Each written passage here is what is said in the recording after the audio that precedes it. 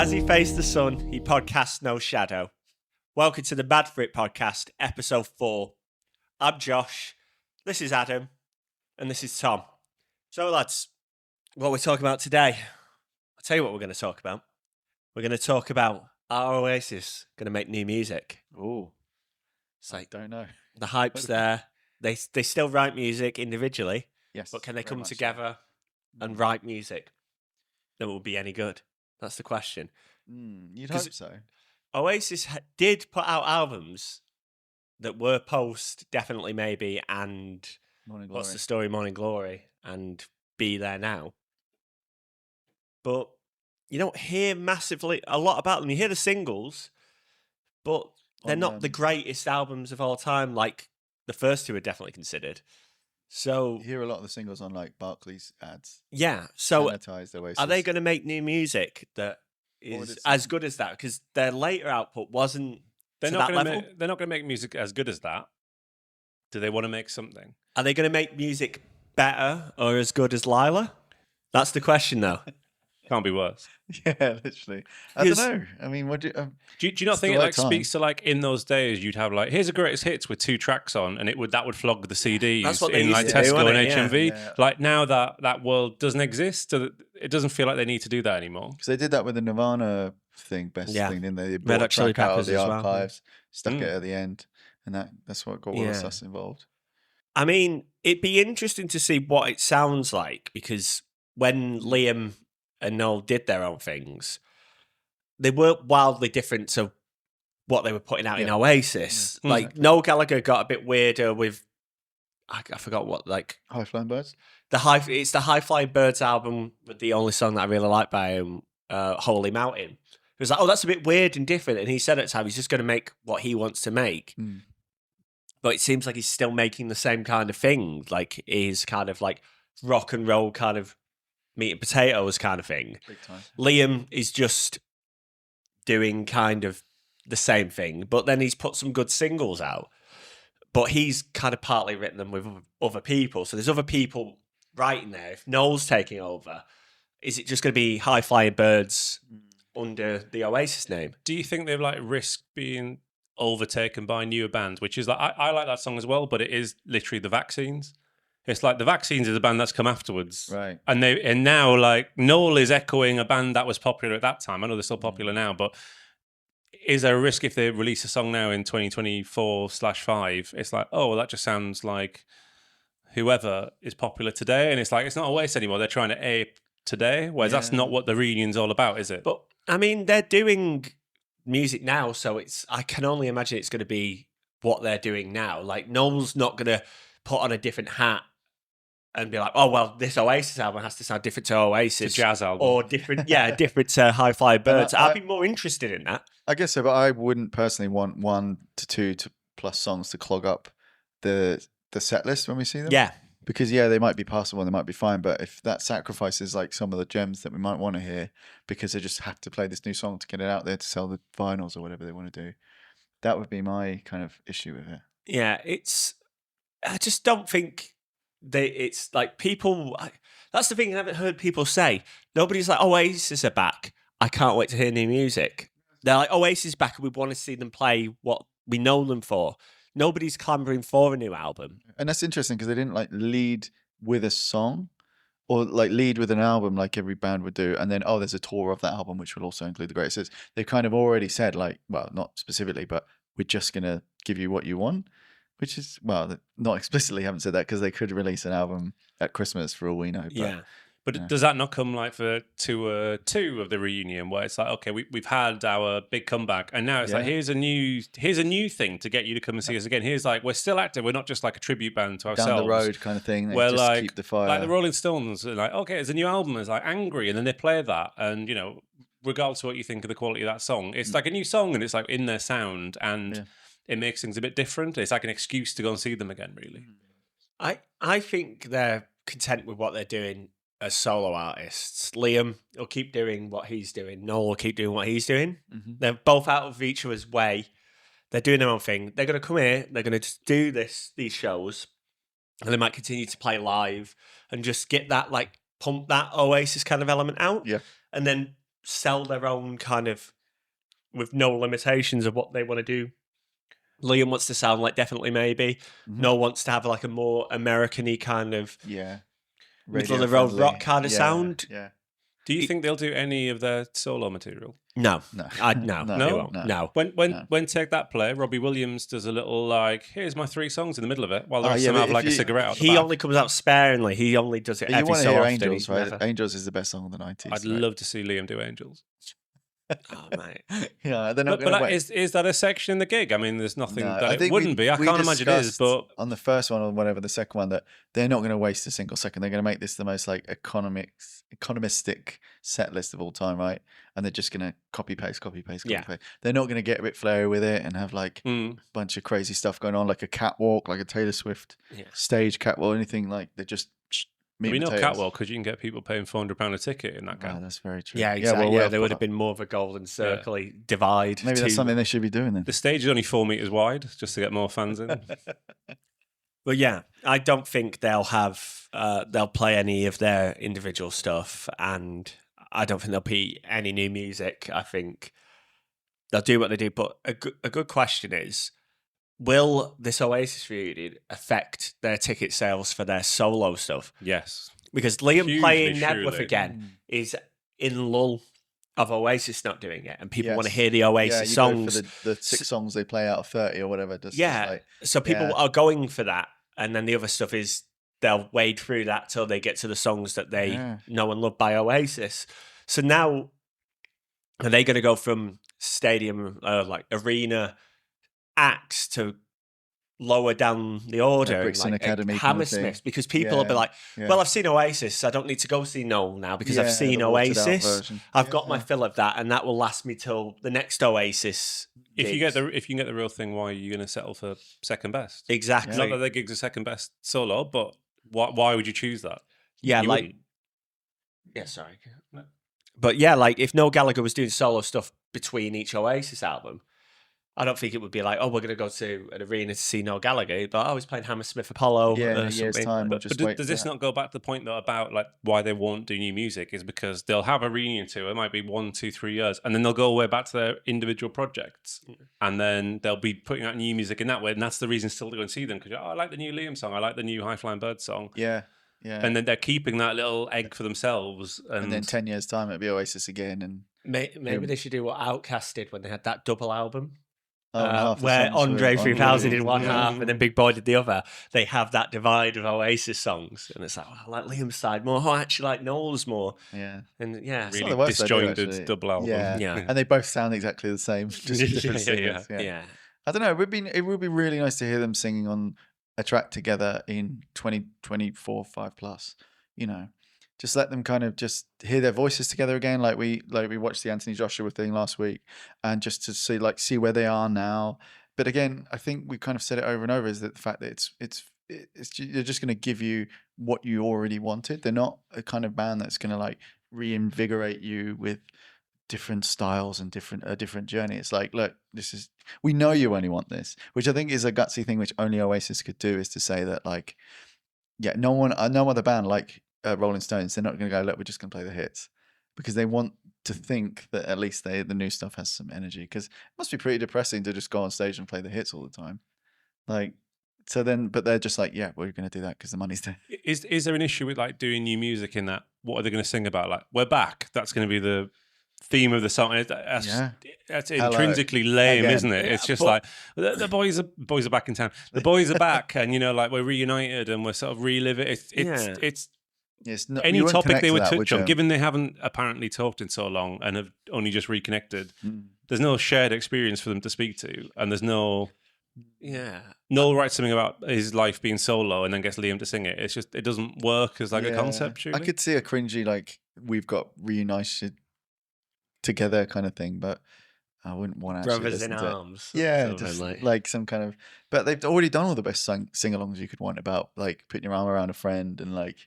We don't want more sing-alongs. Yeah, it's going to be 2.5 hours of sing-alongs. Exactly, because you could probably code half the songs from Oasis are about each other in some kind of way, like stand out beside the fireplace. It's like a family thing and all that stuff. So, Yeah, I don't know what they'd have to say for Yeah. themselves. Like, because I've never thought. I guess like the first two albums are written. Well, it's written by Noel, and it's all from a certain point. Like you've got things like cigarettes and alcohol and things. There's a bit of a relation kind of thing that people have, but I don't see him as a band that's like, well, this song really speaks to me. Like it's really deep. Maybe it is there, and I just don't hear it, and maybe that appeals to people. We kind of said, they can be like, what was the one? Sorry, what was the one that you saw with your old man? Half the world away. Yeah, I mean that speaks. well, to yeah, you that's in a like way that- that's like third. Is that on the third album? That's the B-side. master. It's Yeah, B-side. is it the B-side of? B-side. We got to do a the B-side second- chat as a whole other thing. I think 'cause that's a whole other episode of yeah. it. But it is a B-side. It's not. Yeah, single. so but that's coming from that era that would be relatable when he's writing them. But like anything beyond like Lila, to bring it up again, Got to bring it up. it's just important to worst be an song. idol. I think they've got those songs in them. We don't have to listen to them being like they're not going to be like we're estranged now. Well, look, back you could say, together. Kind of, they're not going to do stand that. by me. You know, we're standing by each other again. We're kind of. He hasn't been just pick standing some- Well, by him that's for so- 20 years. It's so broad, and you could be so broad about Yeah, these. well, I think songs, that's like- what they do best, though, because then that reaches the widest audience, like you said about Noel doing like radio-friendly stuff and like Yeah. watered down stuff. You know, if you just say the most like, you know, all-encompassing lyric, then it can reach anyone for any reason. And I think that's actually one of their strengths, is to be like, you know, it's not specific. It's The lyrics never- mean nothing. Yeah, and the rhymes are terrible, which we've never talked about. But it's like the only band where I let the rhymes go, where I'm just like, yeah, you can rhyme like big issue with tissue, and I won't get out of my high chair and like scream about it. If that was any other band, I'd just be like, this is the worst thing ever. But they It's- do it well. Yeah. I mean, it's interesting, like you're saying that, of like them putting something out and making it like good or what they think is good. Because I was watching the Noel Gallagher commentary on the music videos, Mm. Classic video.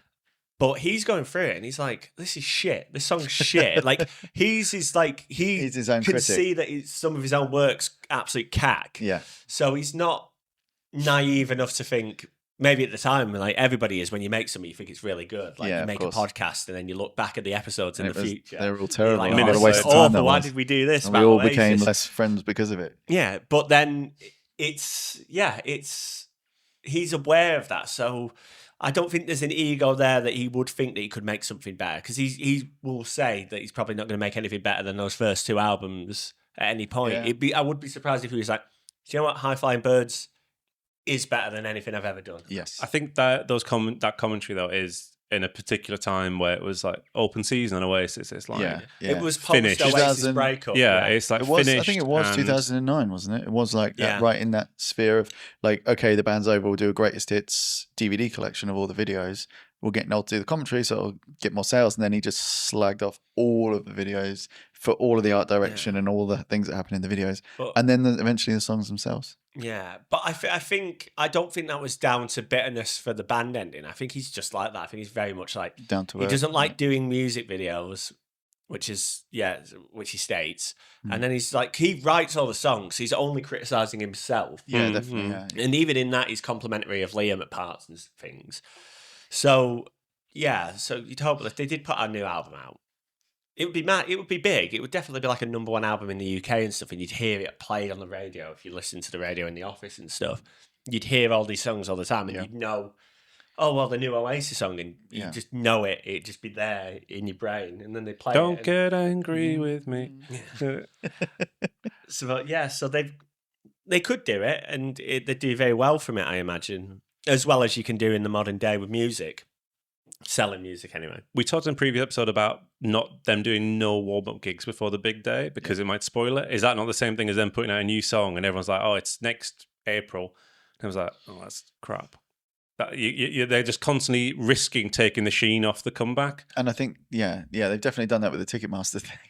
But I think, if they did do something, and it was like, what side of the river is it going to be? Is it going to be the first two albums, like a bit raw and a bit up for it, and a bit like, No, it isn't. No, well, but it Nowhere. could be, because they could see the history it's, and recreate. But it's not The authentic sound. to do that But, again. Though, I is mean, it? they're not being authentic by charging us 500 quid a yeah, ticket, it's just going to be High Flying Birds and Liam Gallagher's solo stuff. Like, but with Liam singing on it. yeah, basically, like if you mix those songs up on a playlist, and I was like, oh, this is a new Oasis album, you probably like, oh yeah, this sounds like what a new Oasis album would be like. yeah. Yeah, Yeah, does, that's does true. anyone want that? No, That's I the don't problem think- here. That's the the thing. fundamental. I don't Nobody think actually is anybody asking for cares. that. But they're You making don't money make from money the gigs. music though But anymore. do you? vinyl, we're in the height of vinyl, 2024. Like, double vinyl, extra version with an extra poster, and like Taylor Swift. She sells like different version of her vinyl every month. Yeah, and you true. have to get all of them if you want to be a purist. And I'm sure there are over, 25,000 purists out there. Here's a funny thing. In the other one, we were like, is there a crossover of boxing fans and Oasis fans? Is there a crossover of Oasis fans who own vinyl record players? Yes, massive, surely. Either from way back. And if you've seen the 30th anniversary vinyl, it's a fortune to buy it. The amount of money they're making off that must be crazy. And that was pre them even reuniting. Because Morning Glory was recorded at Abbey Road. So then you've got that kind of extra sheen on it. Oh, it's got the quality, 180 gram vinyl. Like, this is really like worth the money. Yeah. So, they could go back to Abbey Road, hash out 10 songs on the dot, record a double vinyl with the B-sides or with the outtakes or like whatever, 45 quid. But do you want to hear that? No, but if they're only interested in making money, which we've learned from Ticketmaster that they probably are, and you sell it at the gig, you can sell it forever, you can make a new logo, you can rebrand the whole thing and just... Does that not bring us on to our second topic, which is demographics? And actually, maybe the demographic that buys that record is the demographic that's going to be at the gigs, which is like people now who are in their 40s and 50s who were their first time around. Mm-hmm. Yeah, but also you got to think people that buy that could be younger people that, no offense to them, might not know better. Because how many times have we got into a band where the band is 20 years down the road and we weren't there when it started, like Chili Peppers or something, right? We got into them when we were like 14, we were little kids, and we're like, Around the World is the best album because it's just like American Idiot. We just Some Kind of Monster. We just came in at that point and we bought everything that they sold to us. Yeah, but we didn't have the lineage to say, oh, it's not as good as one. But today you're not going and buying like the Green Day album from this year or last year. Yeah, but I'm talking about kids that are 14, 18, 20. But I just don't think they're then going and buying like, I've fallen in love with this band. Let me buy the new album rather than like I don't know. the classic ones. I think it's happened to me enough. Like I've to come in, 10, 20 years into a band and be like, that's my entry album. Offspring is a great, like 2001. And obviously you compare that to the 93, 94, whatever stuff. And it's like, it's not even half as good. But when you don't know that and you're just like, this is the brightest bulb in the thing. But normally with something like that is the success of that album that you come in on. It's either different from what they used to do, which might be better in the past. Mm-hmm. But this new thing is like a completely different twist on what they normally do. So it appeals to different people. So like I said, it's a gateway. But if Oasis put out an album that sounds exactly like the last Oasis album they put out, that isn't going to have people win over. But if they did something completely different and turned it on its head and it was like, it's like a rebirth of Oasis and they find a new fan base, I feel that applies more to that with like Green Day, American Idiot isn't Dookie, but it appeals to different people. Then you go back, but that stands on its own as something completely kind of separate to what they did. I just think if they did it, it would be a huge thing. Like it couldn't fail. It doesn't matter if we don't like it or if we don't agree with it, or like I think for people that are charging this much for a ticket and they the whole world is waiting to see these live, if they put music out, that would just be, it doesn't matter how good it is, it would be number one, it would sell out. Are we not showing our age, which is like who cares? What's number one now? Like, well, nobody knows. Like none of the but none of these like Spotify chart, but none of these like trinkets are things now. Like. But it's money to be made. It's money on the table. And talking about demographics, it's like, you want it in your collection if you love Oasis. You can't deny it. Like people, bought Some Kind of Monster even though they knew it was bad. I tell you what, the money will be made from will be the concert film of Wembley 25 that they put out. But who's going to buy a DVD? No one is. People are going to go to the cinema. They're going to stream it. They're going to put it on Apple. They're going to put it on Amazon like they did with the Nebworth one. Yeah, you're right. And they're going to make money that way. And because people will go to the gig like they do with the Taylor Swift one. And they want to relive that. Yeah. And that will be the product that they sell. They're not going to put anything new out. They're going to put a concert film out when they film all the Wembley dates. You can buy the album. You listen to it on Spotify. They'll get the money from the streams. They get the money from the rentals online. Yeah. Oh, they'll get the subscription money from fee. whoever pays them, Amazon and Netflix. Or Amazon will just buy it for 25 million. Yeah, if they got the hosted for Nebworth 5 one, years. there's probably wheels in motion for them to get Well, that's that. on YouTube, isn't it? But with the demographic of the gig, surely there'll be so much footage that's on YouTube in the wrong aspect ratio, obviously. Yeah, And people have just recorded it on their crappy speakers. But we would want a glossy version to relive it I'll ourselves. watch the. I went to the gig. I want to relive that. Oh, that bit was amazing when I saw it. Oh yeah, it is. Yeah, and you relive it because it's a time capsule. Something you've got the thing that you went to, regardless of what day it was. You were part of that thing, and you can go and watch it. Like, I mean, they did really well with that with Nebworth and Main Road. They just made an event of it, that like a historical event. Yeah, I think that's what they'll do, like music wise, and then everyone who went to it, demographic wise, can watch it. Then it's easy enough to obtain, it's accessible, and it's safe. Is the crowd just going to be oldies then? No, we're not old. We're young as anyone. All right. What about the balance? That's not true, is it? What about oldies, us in the middle, younglings? I think percentage-wise, what do you think the dynamic's going to skew I think there's going to be a lot of families. I think there's going to be people who, mums and dads, who bring their teenage kids who are into them. Because at the end, like, kids don't go to gigs, like, really. Like, can't afford it. You kind of like 16 up. But it was very rare when I'd go to gigs as a kid that I would see anybody my age. And even when I go to gigs now, it's rare that I see younger kids, unless it's something like a big band who does a stadium and they're there with their parents. And I think you're going to have a lot of families. You're going to have a lot of lads, tough lads, all up, ready for a good shouty and a good pushy. Shirtless. It goes without saying. That's what it's going to look when we watch the DVD or whatever on Netflix. It's just going to be like shirtless skin crowd. And there's a bunch of ponces like us. Just like, it's great shit. I love Oasis. Like, that's going to be us. And it's just a mix. It's going to be a mix of everyone. I think you're different in terms of like families where you're like, I'm assuming they're like 12 to like 19-year-olds. Like, are they going to be 19-year-olds there? I guess is the demographic question. I mean, I think the thing with Oasis and how? One of the greatest things about Oasis is they are a great like entry-level band to music. Yeah. Because you've already got the 60s-y thing going on, as we've discussed. But, the lyrics are accessible. The melodies are simple. The chord structures are, playable. It's like Lego for a band or something. It's just like the simplest thing you can build in a really great way because it works for everyone on all demographics. But like, I think if you're a kid and you even if you're like not that into music and then you get into music through these, if you want the rock and roll experience, who have you got? Like the Who, Led Zeppelin, Oasis. Like there's these big like AC/DC like building blocks of rock through the ages, and I think because they're one of the last, I don't know if I'm speaking correctly, one of the last big rock bands, they're the easiest to go back to. You're not going back in the 70s where it was all recorded on a 4-track tape and it sounds like, terrible. Yeah. So, I think... Well, you mentioned AC/DC. There was nobody under... I was there under like 40 and I was very much in the minority. And same with like Bruce Springsteen and those sort of... Okay, so what you're saying is the age of the members of the band represents the demographic of the audience. Well, I'm asking the question: if you're 21 today, are you one into Oasis and two paying 150 quid to go and see them? I think a good barometer is that Liam just headlined Reading Festival, and that's only young people going to that. So Blink 182 headline the other day, so it's hardly like... Well, it's in this out, but Noel wouldn't. There's no chance in hell that Noel would like play Reading Festival because it's too old manny music. Liam's going there playing to people. It's their first sixth form. They finished school.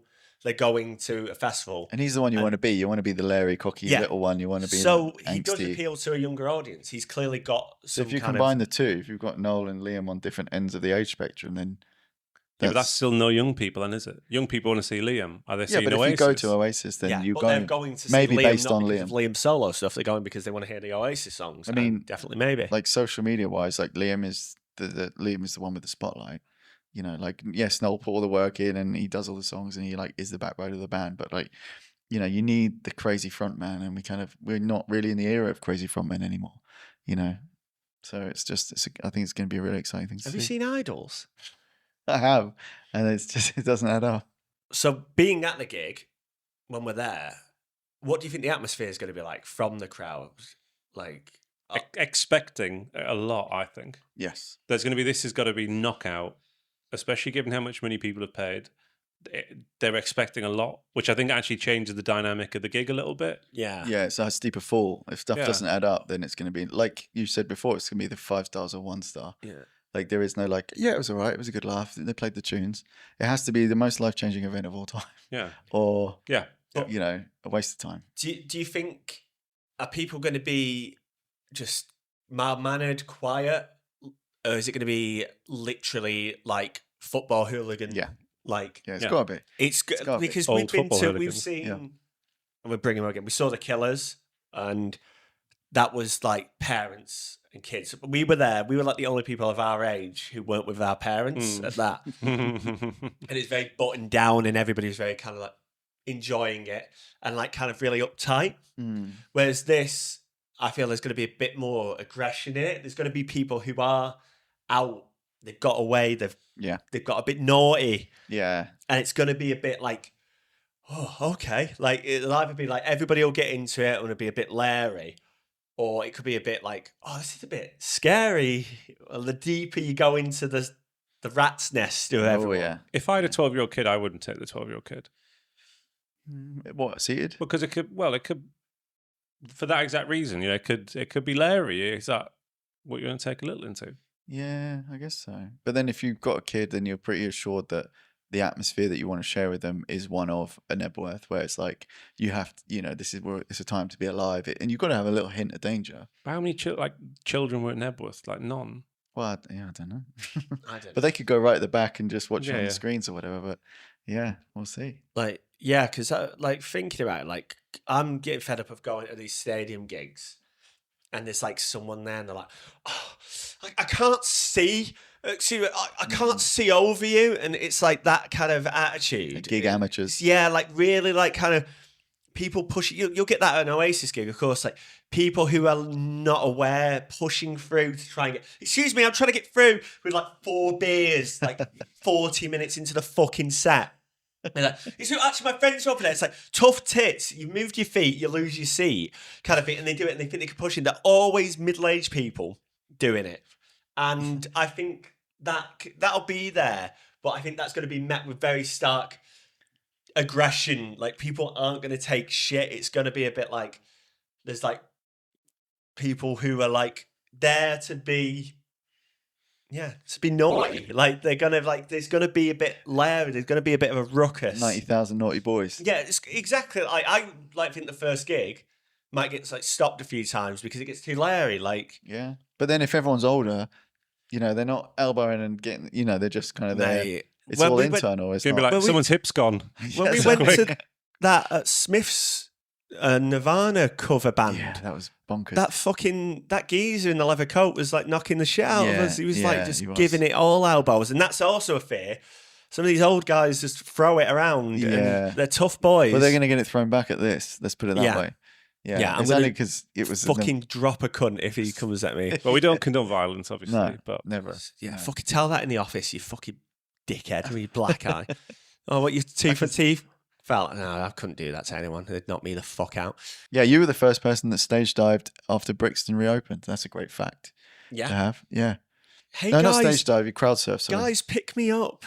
Pick me up, They guys. did Like it. that's They what it did was it. like. You want to be fondled, and there was like a line of like every inch was a security guard. They were so over aware of the crush that happened previously, and this guy just leaps off during Nirvana. And it's just like, yeah, here we go. And that's the smallest kid of all the security was the one that held you. Oh, I was yeah, like, I could just see this little guy just get twerped out. Yeah, Yeah, well, that's that's good it. stuff. That's it. Oasis is going to be bodies everywhere, flares going off. Yeah, how'd you get flares into?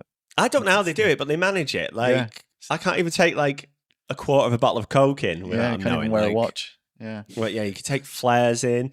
There'll be flares. There will be flares. Like There will be there's flares. one constant. That's the name of the gig. There will be flares. they'll be selling them in there for 80 quid a go. Yeah. Yeah. I'm like, Two, please, mate. I'm trying to get, was it a Vuvuzela? Is that what it is? Just like, like the whole way through it, like no, I'm not doing that. No flags either. No flag.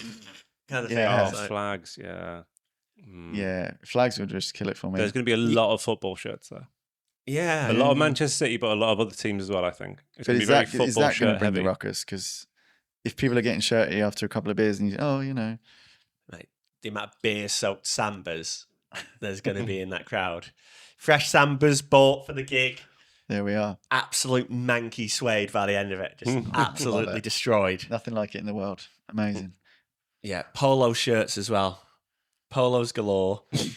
When is it? June? Yeah. There's going to be like some guys there who glasses like this, Parker. Well, we got to go like this. We've got our uniforms now. We've The haircut. People expect it of us. The amount of like middle-aged blokes when Ben Sherman and Parker's getting pulled out of the crowd because they've collapsed of heat stroke. It'd be so funny. I'm going to take their like Clark's like chucker boots off their feet when they're going out. It's these souvenirs, like ears around my neck, like fucking Rambo. We've got anything demographic-wise? We've kind of... The only demo there's going to be is the demolition of Wembley Stadium after Oasis bring the fucking house down.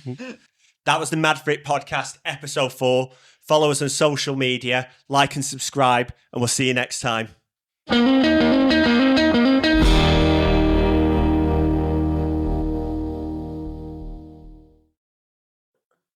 As he faced the sun, he Not too loud, remember. You don't have to yell it. Yeah, you know. I don't know, but just for the mic's sake. As he faced the sun, he podcast, no shit. Dickhead.